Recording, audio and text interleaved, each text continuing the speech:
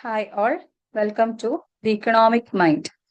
അപ്പോൾ ഇന്ന് നമ്മൾ പഠിക്കാൻ പോകുന്നത് എന്താന്ന് വെച്ചാല് എന്താണ് മൈക്രോ ഇക്കണോമിക്സ്, എന്താണ് മാക്രോ ഇക്കണോമിക്സ്, എന്താ നമുക്ക് നോക്കാം. First, micro economics.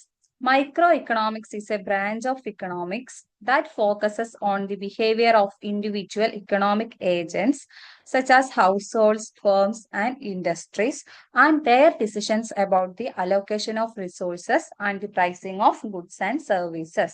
എന്താണ് ഇവിടെ പറഞ്ഞതെന്ന് വെച്ചാല് മൈക്രോ ഇക്കണോമിക്സ് എന്ന് പറയുന്നത് ഇക്കണോമിക്സിന്റെ ഒരു ബ്രാഞ്ച് ആണ്. നമുക്കറിയാം മൈക്രോ ഇക്കണോമിക്സ്, മാക്രോ ഇക്കണോമിക്സ് എന്നിങ്ങനെ രണ്ട് ബ്രാഞ്ചസ് ആണ് ഇക്കണോമിക്സിനുള്ളത്. അപ്പൊ മൈക്രോ ഇക്കണോമിക്സ് മെയിൻ ആയിട്ട് ഫോക്കസ് ചെയ്യുന്ന എന്തിനാണ്? Behaviour of individual economic agents അല്ലെ. അതായത് ഒരു ഇൻഡിവിജ്വലിനെ, ഒരാളെ, അതായത് ഒരു വ്യക്തിയെ അല്ലെങ്കിൽ ഒരു ഫേമിനെ മാത്രം അല്ലെങ്കിൽ ഒരു ഹൗസ് ഹോൾഡിനെ മാത്രം ഫോക്കസ് ചെയ്യുന്നതാണ് എന്ത് മൈക്രോ ഇക്കണോമിക്സ് എന്ന് പറയുന്നത്. അപ്പം അവരെങ്ങനെയൊക്കെയാണ് ഡിസിഷൻസ് എടുക്കുന്നത്, അല്ലെങ്കിൽ ഈ വ്യക്തികള് അല്ലെങ്കിൽ ഈ ഫേംസ് എങ്ങനെയൊക്കെയാണ് അവർക്ക് അവൈലബിൾ ആയിട്ടുള്ള റിസോഴ്സസ് ഒക്കെ അലോക്കേറ്റ് ചെയ്യുന്നത്, ഉപയോഗിക്കുന്നത് എന്നെല്ലാം പഠിക്കുന്നതാണ് മൈക്രോ ഇക്കണോമിക്സ്.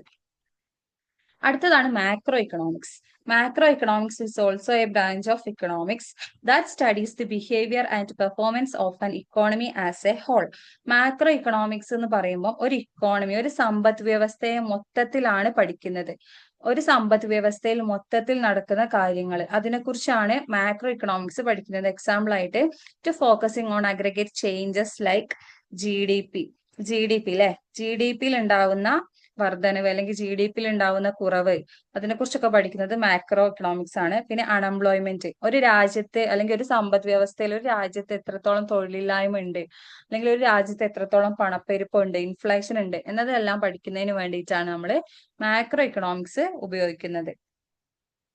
അപ്പം ഒന്ന് ടേബിൾ ആക്കിയിട്ട് നമുക്ക് ചെയ്യുകയാണെങ്കിൽ ഒന്നും കൂടി ഈസി ആയിട്ട് മനസ്സിലാവും. അപ്പൊ മൈക്രോ ഇക്കണോമിക്സ് എന്താന്ന് പറയാം. മൈക്രോ ഇക്കണോമിക്സ് എന്ന് പറഞ്ഞാൽ it studies individual income.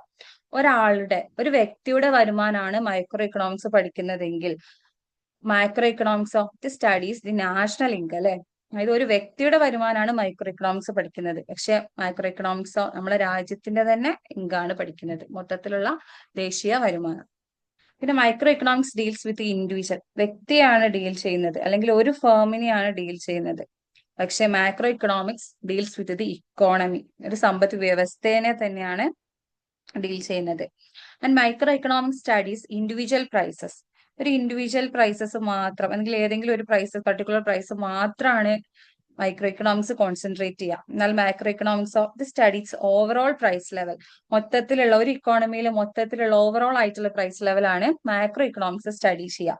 And micro economics analyse demand and supply of goods, ഒരു ഗുഡ്സിന്റെ അല്ലെങ്കിൽ ഏതെങ്കിലും ഒരു ഗുഡിന്റെ ഡിമാൻഡും അല്ലെങ്കിൽ അതിന്റെ സപ്ലൈനെ കുറിച്ചാണ് മൈക്രോ ഇക്കണോമിക് അനലൈസ് ചെയ്യുന്നതെങ്കിൽ macro economics it analyses aggregate demand and aggregate supply, രാജ്യത്തിന്റെ മൊത്തം ഡിമാൻഡും സപ്ലൈ ആണ് അനലൈസ് ചെയ്യുന്നത്. അത്രയും അഗ്രഗേറ്റ് ആയിട്ടുള്ള ഒരു കോൺസെപ്റ്റ് അല്ലെങ്കിൽ ബ്രോഡ് ആയിട്ടുള്ള കോൺസെപ്റ്റ്, ഒരു വിശാലമായ കോൺസെപ്റ്റ് ആണ് എന്തെന്ന് പറയുന്നത് മാക്രോ ഇക്കണോമിക്സ്. എന്നാൽ മൈക്രോ ഇക്കണോമിക്സോ അതൊരു നാരോ കൺസെപ്റ്റ് ആണ്. ക്ലിയർ? ഓക്കെ, അപ്പൊ നമ്മൾ ഇന്ന് എന്താ പഠിച്ചതെന്ന് വെച്ചാൽ എന്താണ് മൈക്രോ ഇക്കണോമിക്സ്, എന്താ മാക്രോ ഇക്കണോമിക്സ് ആണ് നമ്മൾ ഇന്ന് പഠിച്ചത്. ഓക്കെ, എല്ലാവർക്കും